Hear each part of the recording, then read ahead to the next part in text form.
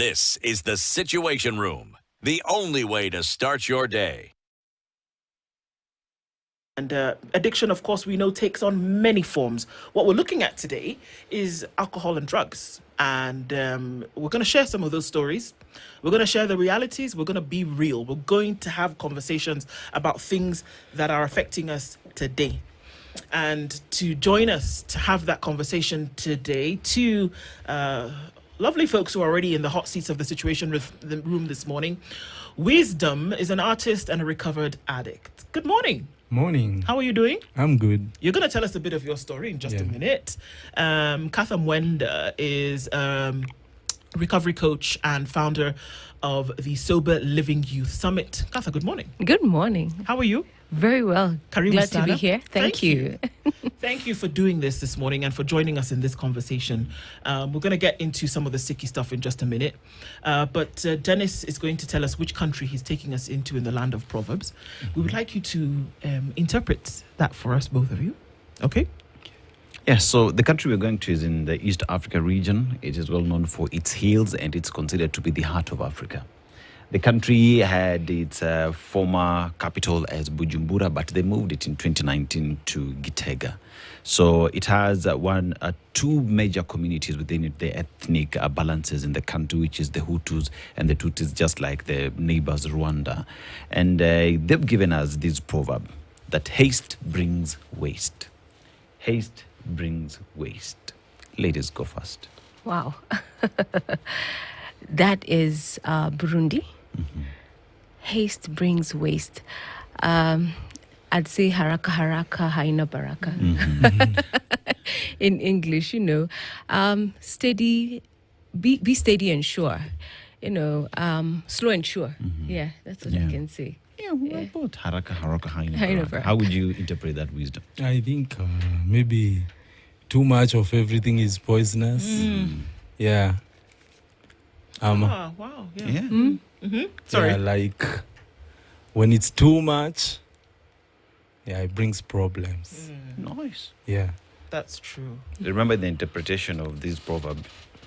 You're never wrong. Cool. Yeah. Yeah. Yeah, good. So, today... Sorry. Do you get to interpret it? For me? Yes. Yeah. The only way you hear our own interpretation is if you're here at 6 in the morning. 6 in the morning. Oh, yeah. So that is Yeah. the only... If you can be here at 6 in the morning, then you can... Okay. But so we're having a conversation around breaking the bottles. And this comes from a place whereby the reality of our times is that there are a lot of drug-dependent existence. There's a lot of drug-dependent existence in our society today. And a couple of days ago, we just read through some notes. And it's and also on X, that people, we know how it is on social media nowadays, and people say, well, give us your experience and I'll give you mine. And people are giving real experiences about how they have to exist in spaces in society today, and which points to a vice. And it points to going down a tunnel that if we don't either close the tunnel or at least reduce the width of it, we're going to get into a very serious issue. And we already are there. And I'll just give you one of those stories. A lady talks about the fact that they went for lunch. You know how you can be in the office? And she's gone for lunch at a kiosk, a kibanda, just down the road. Because as you normally do, take a walk, have lunch, come back. But the thing that you're ordering nowadays is not your ugali and beef. It is not your chapati and stew. It's a quarter of a bottle of something or half a bottle of something. And that's what you're going to have for lunch to then bring you back to the office. So you're operating on a buzz the whole day. And not just tipsy, but drunk. And then when you get out of the office, you're finishing that off with an evening. So every day you're drinking or on drugs or smoking weed or marijuana. That we're getting to the spot where a lot of people that you may see them, but there's a glaze over their eyes. And we can't operate outside of that space anymore. Does that sound familiar, Wisdom? Yes, it's so familiar because to start with my situation, I think I was incapable of being productive without taking alcohol. I couldn't do anything, not even taking a shower. I had to re-energize myself. I was feeling so weak every morning. And even picking up calls, you don't feel like picking up calls. You don't feel like talking to anyone until you take something to unlock the system. You know, now you're hyped up. You want to know how everyone woke up. You want to know how your day is going to end and stuff, and how you're going to hustle. That's so how kutoa lock is a thing.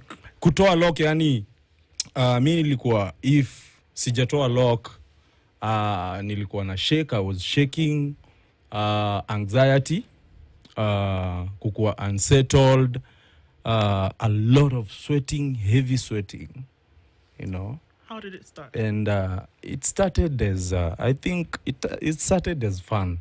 The first days it was fun. Though from the word go, I was taking alcohol just to forget some few things. Because in 2019 is when I started taking alcohol. And that's the year when I lost my the mother to my daughter.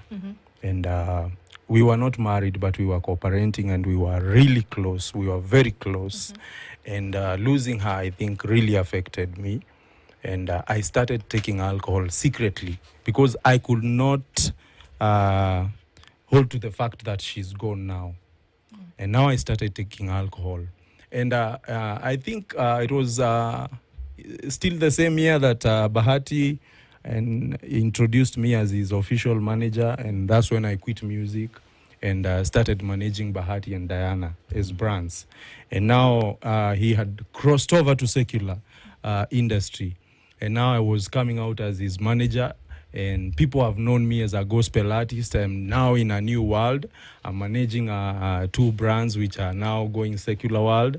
So there was a lot of exposure in terms of partying, you know, going to places, different places because of events and stuff. So all this time I thought nakunywa tu maybe ni sao vitu and just to be okay. And so many people around me were celebrating now that for all those many years I've not taken alcohol, now I've joined them.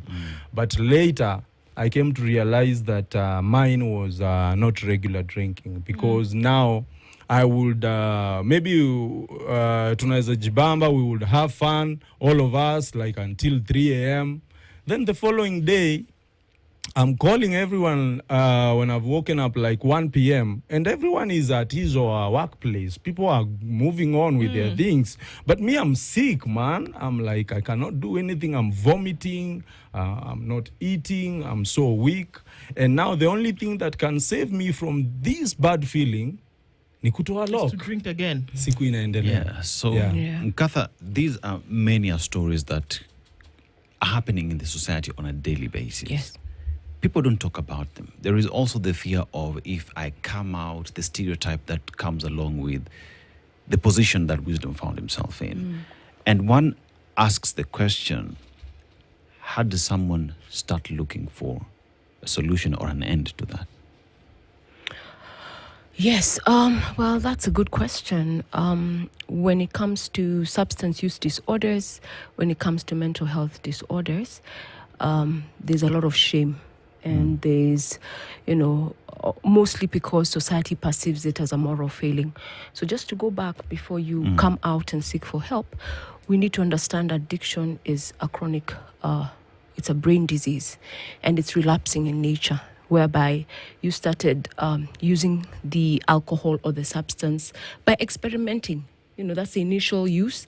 Then you start using it regularly, not knowing that all these substances have dependence-producing properties. So something that you used to take in less quantities, then your body increases tolerance, then you become dependent. So like Wisdom was saying, he had gotten to a point where he cannot live without the drink. So the first thing he does in the morning is to reach out or kutoa lock. And that's happening in many people are experiencing it. So number one, realizing it is a disease. People don't look down upon diabetes. They don't do the same for high blood pressure. So the first thing is accepting you have a problem. If the first thing you have to do is to reach out for a drink or you have the shakes, you have a problem. You need to seek medical attention. You can, there are many rehabilitation centers. There are many recovery coaches online. Even if you were to Google but it is to accept I have a problem. Addiction is a disease whereby it has caused you all detriment, but you still continue using. That's the first sign. It is interfering with your job, but you're still drinking. You've had a car accident under the influence. Yes, you're okay today, and the next thing tomorrow you're in the bar because the brain has been corrupted, the reward system, by these particular substances. So reaching for help is as easy as going into the internet or looking up this condition, addiction or substance use disorder, and getting the help that you would need. Allow me also to mention, because of shame and stigma, we have also changed the terminologies we are addressing persons with a substance use disorder. Many a times we'll use words like addict, drunkard, but then that makes it even worse because it's derogative. So we are using words like a person living with an alcohol use disorder because they're not able to control their alcohol when they use.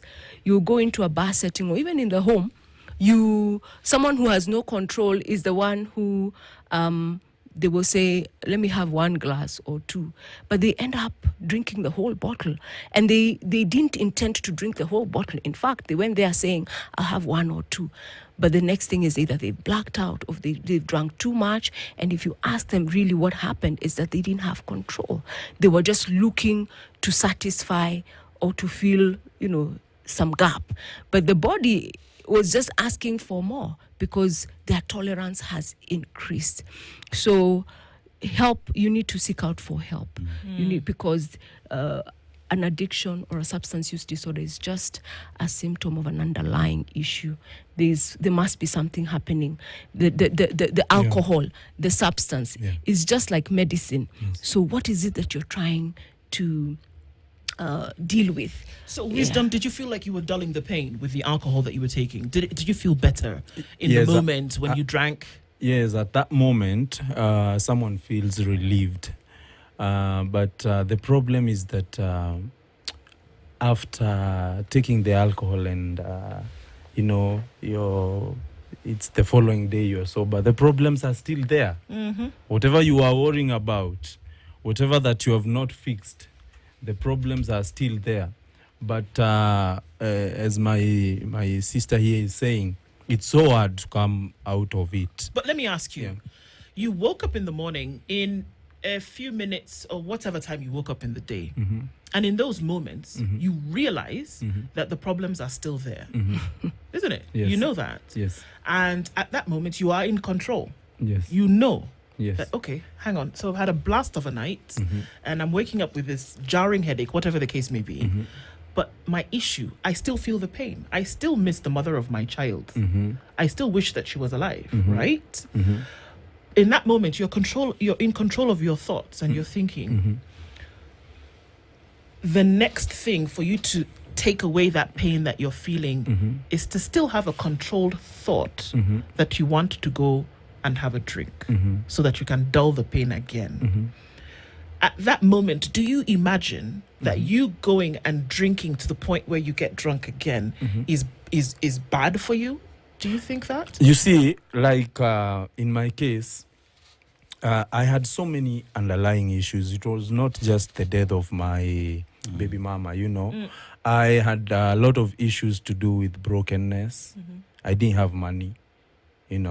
So waking up in the morning with like 500 shillings, the first thing to think about is maybe to spend a half thinking about how I will be able to hustle, and maybe to answer your question about being in a good state of knowledge to understand that you're in a fix and you can pull yourself out of it.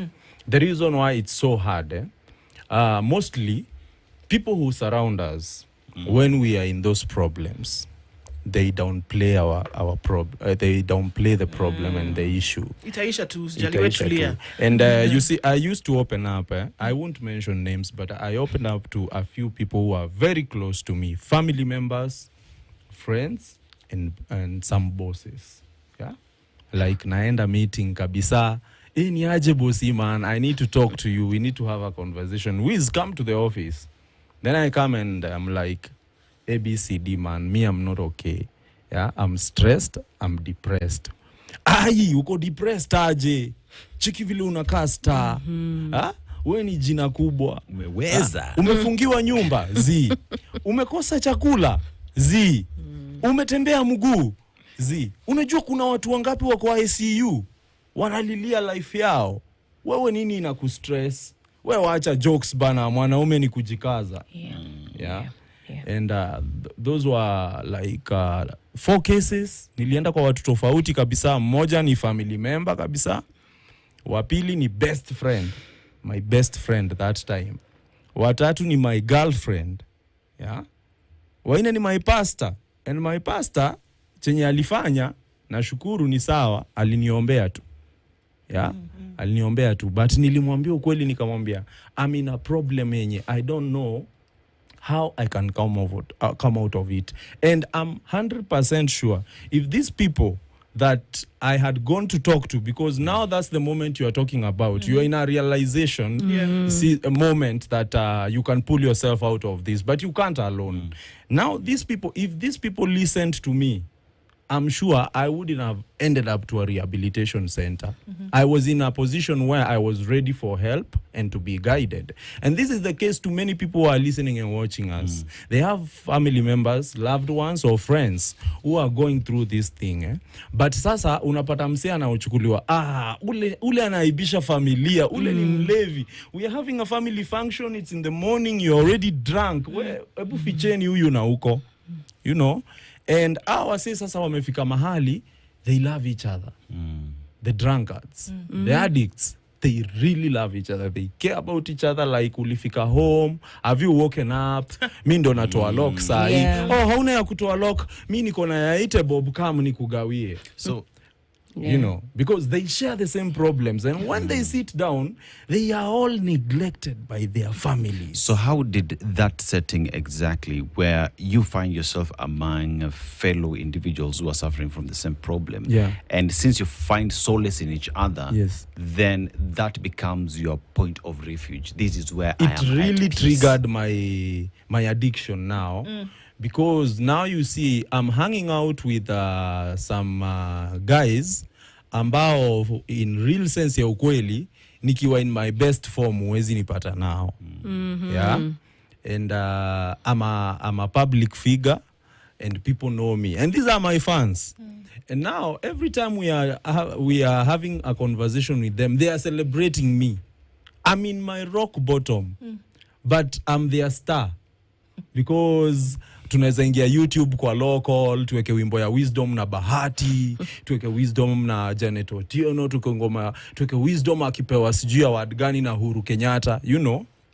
And I say they used to make me feel I'm still okay. Yeah? Aya, kuna mwingine hapa amefutwa job kwa sababu ya ulevi. And you guys, sisi tuko hapo tunamcomfort. Tunaombea cheki. If your wife would have understood yeye ndio anakupea stress yote na akusaidia aunge futwa job. So these guys wanapeana hope na wanapeana kuchochana. But is it false? And wacha nikuambie, kama haujui, hata sasa ukataka usaidizi, me I'm a born again Christian, I'm a gospel minister, but I'm telling you the truth. Ukipata shida saa hii, ukitaka usaidiwe mbio, usikimbie kwa church, enda kwa bar. Oh my. Okay, that stopped me in my tracks because I wasn't. What do you mean? Because first of all, I'm asking this hope that you're being given by your friends. Is it real? Is it real? Hawa sini wase roho safi. Hawa se wase wanapendana. Hawa se wanajaliana. Na sina pombe tu. Even na stories zao. The only bad thing about hiyo kupendana na hiyo unity ni jume unite muendelee kusink kwa addiction yenu. Yet kwa table next kuna wase wengine sasa ndio wametokea job wanakunywa jioni na ni Friday. Hata kunywa jioni Friday, Saturday. Hata kunywa tena until weekend. But kuna nyinyi sasa wa kila siku mkijaza na nguvu. This is the real stuff, isn't it? Yes. It's the real Yes, reality yes. of the day. And if you want to graduate that just a little bit, just looking at the comments that folks are, and this is the thing, that this draws out a lot of realities for people. Someone talking about her boss being a functional alcoholic. And I know we are changing the terms, but okay, for the purposes of this conversation, you'll have to allow me in Kasa. Yes. It's fine. Somebody lost family members, husband and wife, to liver cirrhosis that they had drank for so long that nobody even knew that this was a problem because you keep it covered. Somebody talking about her boss being drunk at 9 a.m. every day and through the day, but somehow managed to function. And this is what we're talking about, because who's working right now? Yeah. It's the younger population that's working. And these are bosses between the ages of 25 and 50 who are drunk every day. We're depending on this thing to be able to function. How bad is it? Before we come back to how you ended up in rehab, how bad is it? It's really it's a big challenge. The NACADA, which is the authority that deals with alcohol and substance abuse, the government body, recently released a status report, and they are saying the youth are drinking and in large numbers. Over 60% of university students are binging, and that's, you sit and have 5+ drinks at a sitting. We are talking about drinking under the influence. And why are we so surprised when we are in a country that has normalized drinking?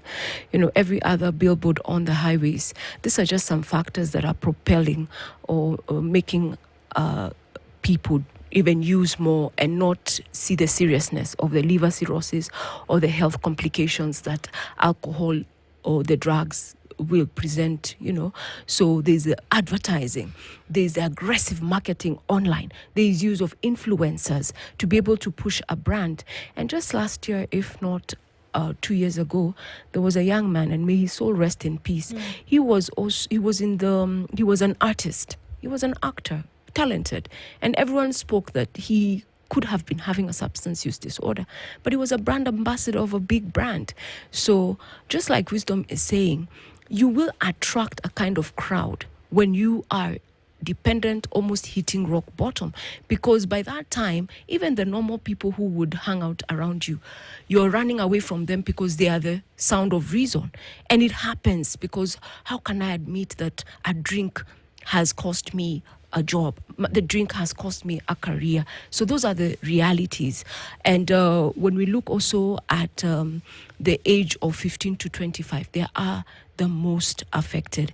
But there's good news that just recently, as recent as last week, which was June, Cabinet passed a policy which NACADA ought to implement with other stakeholders to ensure there is more awareness, public awareness. Many people don't know about the liver cirrhosis, and even if they know, they don't play it. So public awareness is very important. Support groups. Like I said, in my organization, we are working in the community and we are banking on self-help groups, because at times rehabilitation costs can be on the higher side, but we are encouraging people to seek treatment, go into rehab. Just like you would prioritize treatment for cancer, prioritize for this mental health condition. Many people are rubbishing it off because they're thinking, you're the one who brought it to yourself because you drank. But then that is the consequence of drug use over a long period of time, or when you're predisposed, because it could be also genetic. There's so many factors that can lead. So it is to take responsibility. I'd urge government bodies, even the corporate and different persons, to put a kitty aside for prevention. Prevention is always better than cure, and it is possible. I sit in a committee, in the executive committee of a global organization called ISAP, the International Society of Substance Use Prevention Professionals, and we are able to educate through different curriculums. There's a universal prevention curricula, there's a universal treatment, and there's a universal recovery, in that order, because prevention is better. But if you're not able to prevent and you've been exposed to the substance use disorders, then seek for treatment. There's inpatient and outpatient. And what happens when you're out of rehab? There's the recovery. When I say I'm a recovery coach, it's because I'm 8 years, about 7 months sober, because at one point in my life, the car knew its way home, because addiction or substance, the brain reward system is corrupted. So even the decisions that you make, the thoughts that you have are not like normal people. So it is alarming. People are working in offices functional. People are in offices drunk. In fact, some offices, they do have bars, because they say if you have a little here, your creative beat or your production will be better, not thinking about the consequences. So it would be to push for more education, more awareness, have conversations like this that are so uncomfortable to have. Because there's someone who's listening to this, driving to work, and they probably have towed lock. They probably are wondering, oh my goodness, they're talking about me. You mean I have a problem? People don't know they have problems. And I think that's what I wanted us to get into. Let's take a break and we'll do that coming back, because here we are talking about these interventions like rehab. We're talking about seek help. Most people don't realize that they need help. That why should I have had a conversation on a Wednesday afternoon at 10:30 with somebody who's already had 2 shots, and that time there's a glaze over her eyes? Why should that be the norm? But according to them, I'm just coping. I'm getting along. So how do we start to say that before you're drunk crazy and somebody has to carry you and put you in rehab, can we start to see how then we can help? We'll talk about that when we come back from this break. Wisdom and Katha Mwenda are here with us this morning, and we are looking into essentially breaking the bottle. How do we get away from this space whereby we have so many people who are functioning as, functioning alcoholics today, and we're not even embracing, talk less of looking for the solutions? That's our Youth Perspective conversation this morning. We'll come back after this break. It's 24 minutes to 10. We'll continue after this. This is the Situation Room, the only way to start your day.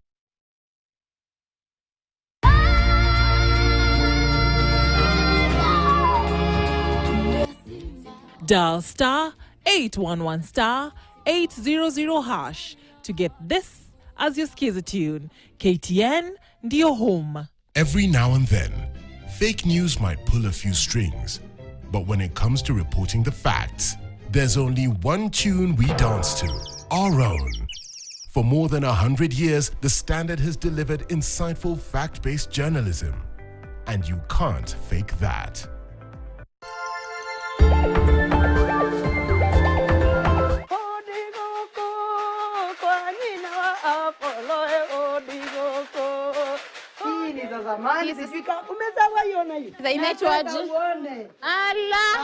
Inazunguka hivyo. The mineral corner that you have. We got to see the rubies, the emeralds, iron ore, and rocks which are mined from the volcanicity. The wooden fridge for many, many years was at a snow cream around Koinange Street. We also get to perform some cool science experiments with them. What we just want to do is to inspire a seed of curiosity in children in matter science and technology. The only children's park in East and Central Africa. Can you just imagine?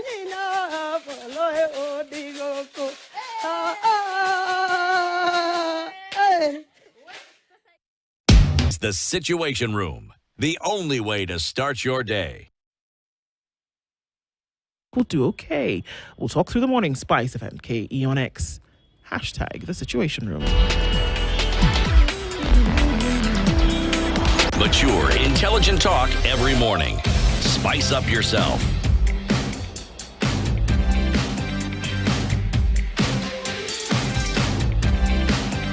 Mornings done right. 94.4 Spice Struggles of youth addiction and addiction in general.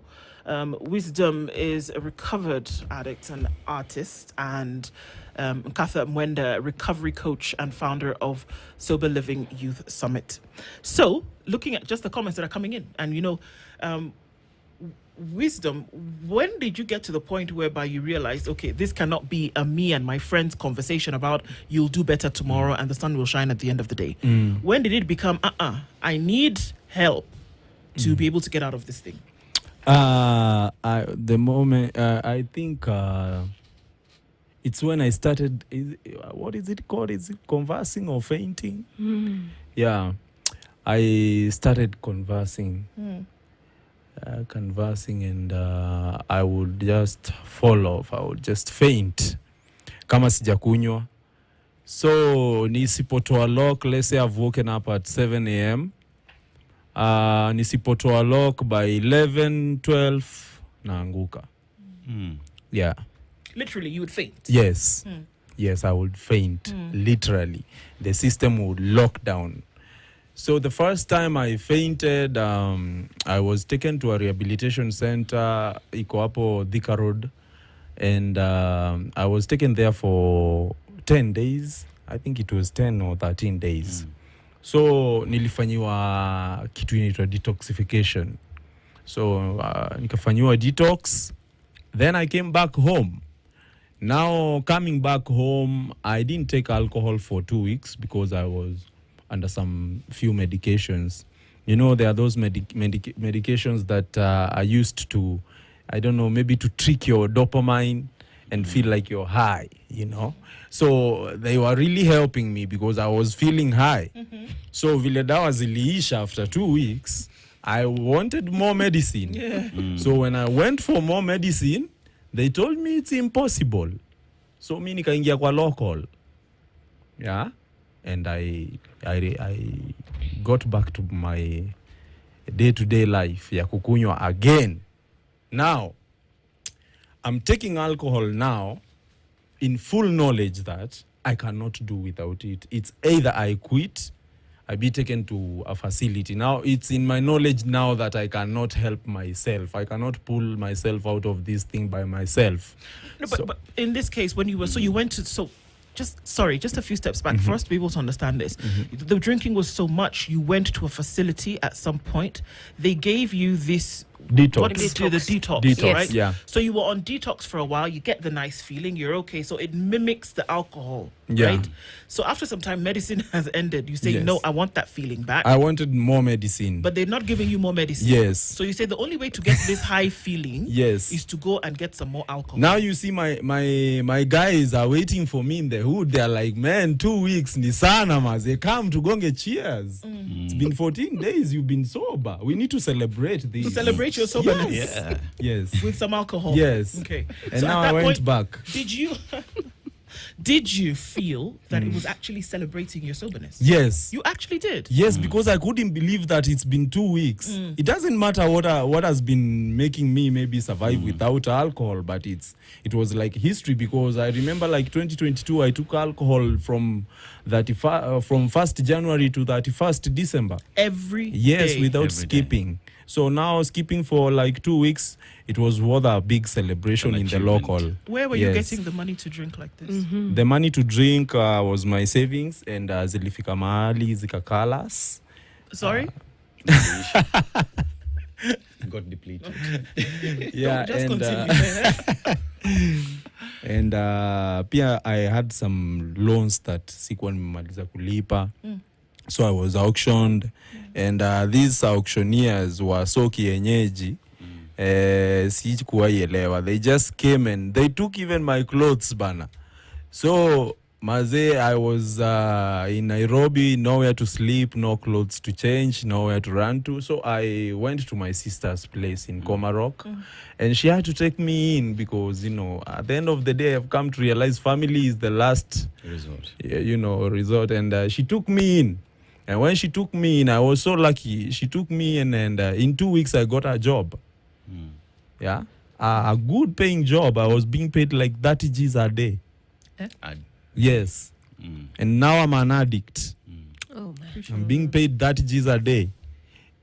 Yeah. So here's a... Sorry. So, or did you go back to drinking with this 30,000 shillings? Now, the reason why I couldn't get enough time to drink, it's not about going back. It's now the time, because now I'm busy. I'm waking up at 5 a.m. I'm coming back home at 11 p.m. I have to wake up the following day, same time. So I'm coming home with a lot of cash, no time to take alcohol. So I come with a mzinga. Yeah, nikifika mtaani, piga. It does. Nikiamka itoa lock, get job. So wakati hiyo job iliisha, I had money but I didn't have time to look for a house, time to buy new things, time to buy clothes. I didn't have that time because now I was like running crazy. I think an addict is someone who is not stable mentally, because the kind of decisions I made with that money, I didn't even buy myself a shoe. Yes, over 2 million shillings. You know, I don't know if it's low self-esteem or something. Now you want to be people pleasers, you know. I will go to a bar, nasema bar irudishwe mlango, watu wako ndani wakunywe, and I don't know them, siwajui, you know. I remember 30,000 that you were being paid yes, a day. I remember it all. Yeah, there's a time I went home, Ushago. I come from a place called Mwea. In a place called Ndingine, and it's a small shopping center. And now, juu ya addiction, nimefika Mwea 1 p.m. Nimefika kwa shopping center, sijafika home. My mom, neighbors ndo wanamwambia, your son is around. He came at 1 p.m. And now it's 8 p.m. But she has not seen me. So she would come for me at the shopping center, find me at the bar. The whole village is in the bar.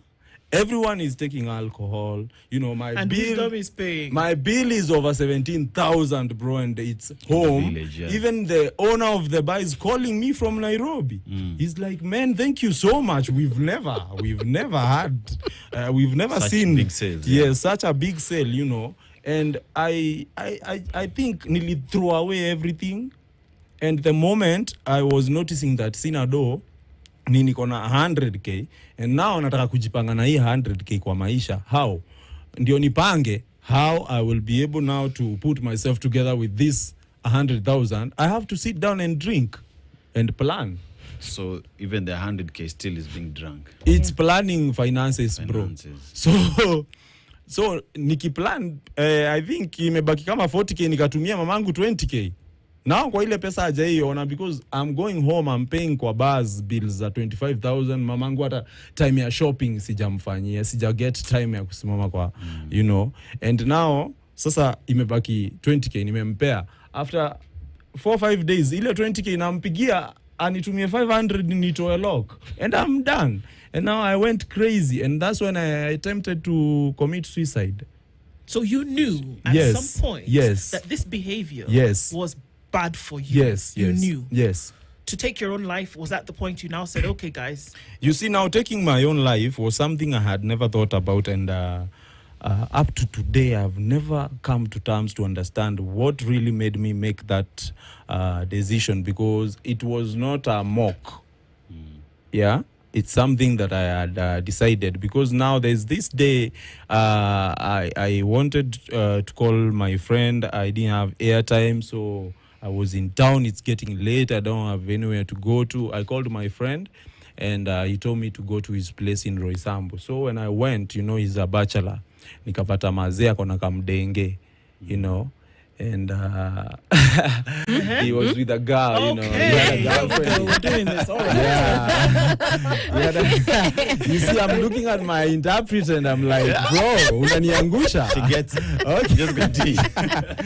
So my friend alikuwa na kamdenge, and the kamdenge kakasema she's not comfortable me being there, and you know it's like 3 a.m. So I was kicked out.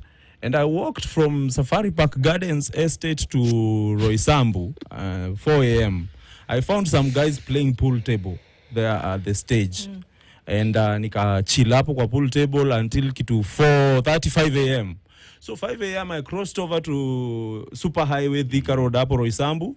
Nikasikia tu gari zinasema Mwea Embu, nikaingia. So I went home. I went to my mom's place. Now vile nilifika home sijakuja na anything. I don't have money, I don't have clothes to change, I don't have anything.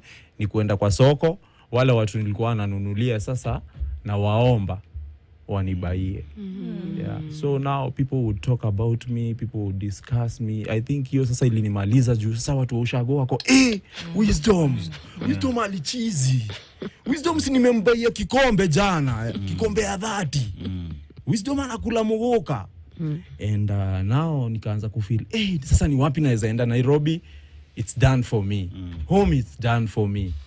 So I looked for a rope and I decided that ningoje giza ingie, then home niende nipande juu ya mti nifungilie hiyo kamba. I tie the rope over there, then put the nini on my neck, then nijiachilie. So nikapanda juu, nika tie the rope over there na nikapanda juu ya mti. So nikiwa juu ya mti, you see my mom is in the house with my uncle and my aunties. They don't know, wanajua tu nimechilinje.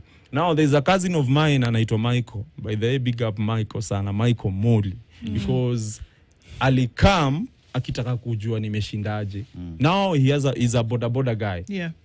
So ile boda ilimulika boma.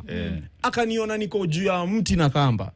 So aliachilia boda akapiga nduru, watu wakatoka nje wakapanda juu kunitoa. So wakati sasa nilitolewa, that's when now I was like, tomorrow I have to go back to Nairobi. But now I'm telling them I'm okay, but I'm going to Nairobi to nobody because nimekimbia hiyo Nairobi. Now I came back. So when I came back now, nikaanza kukunywa saa zile pombe cheap inaitwa Murambe. Murambe is Muratina. Yeah, unaweza get na 25 shillings, 20 bob. So nikaanza kukunywa hiyo because I knew hiyo siwezi kosa, ndapata mtu kwa phone book nimeomba 200 shillings. Nikaanza kukunywa hivyo. Now wakati wenye sasa nilianza kuanguka now, nilianguka nikangoka meno 3. Yeah. Meno zikangoka and I slit my tongue halfway with my teeth after I fainted. Now that's when I was taken to a hospital here in Pangani. Sasa hiyo ndio siku, that is the day I knew sasa nataka kujua my situation ya mwili yangu. So that's when I was taken for a CT scan. Yeah. And they found out that my liver had bulged to the maximum. And you see, I was wondering why nimeanza kukua mweupe. I had started getting lighter, you know, like people were telling me you're looking umekuwa mrembo. And kumbe it's my liver, guys. Yeah. So ndio tukapata liver yangu imebulge and tukapata intestines zangu zimeshrink. Wow. So ndio maana siwezangi kukula. It was so hard for me to take food, to eat food, to eat well. So after that, ndio sasa wali decide nipelekwe rehab, but nikakataa. So nikarudishwa home. When I was taken back home after nimelala hospitali for 4 weeks, my guys came for me to celebrate. So we went and celebrated again. So yes, with the realization that your liver was about to burst. Yes. Yeah. So here is a question where he's given his story, the entire journey, and now there is those who know they have a problem, don't know how to go about it, those who do not know they have a problem, and there is rehab and the cost of it, which again is an impediment for individuals who want to seek help. Yes, that's a perception that it's an impediment, but is there anything that you can put? Is there a cost to your life? So just like people will, SHA is covering rehabilitation if that's something to go by, because it is a mental health condition. So it is to seek help. He was not living in isolation. So most people who are inactive or have a substance use disorder have family, have friends. And they're the ones who also are affected the most, because if it is in a household and it's a husband or it's a son or a daughter, they're already looking for ways their loved one can get help. So they are already looking. They're already looking. So you should not look at the cost as something that should limit you taking your loved ones for help. And there are many facilities There's an association called APRAC, Association for Prevention and Rehabilitation Association of Kenya, which is an umbrella body for all rehabs in Kenya. There are about 200. Make sure that it's an accredited facility, meaning it is giving you the right treatment. For us as an organization, Graceful Youth Recovery Youth Center is to link you to treatment, So don't look at the costs. It varies, yes, but a life has to be saved. And then it's also important to, like I said earlier, education, awareness, because people are stuck. Now that I have a substance use disorder or a behavioral disorder, where do I go for help? Many people think of Mathari, and the reputation already is stigmatizing, and you're already saying, I don't want to go there because of. So there's a lot of work to be done, but it is to urge anyone who's listening today and anyone who comes across this conversation, when it comes to substance use disorders, it is a disease. It's a chronic brain disease. That's why the decisions the person is making don't make sense. Therefore, they need help. In fact, studies show exposure to these substances can lead to a mental health condition, or a pre-existing mental health condition can lead you to substance use. So there's comorbidity as well. So it's an area that has to get all the attention it needs. Mental health awareness is key when it comes to substance use, prevention, treatment, and recovery support should be a priority for government.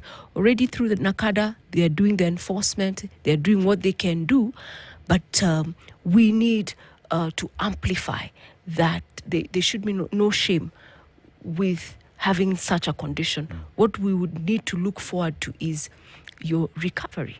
Your recovery. So culturally, in the community, we're the ones who stigmatize those people, especially in families. You're like, how can you be associated with? And they even call them the black sheep and all that. So let's stop branding people.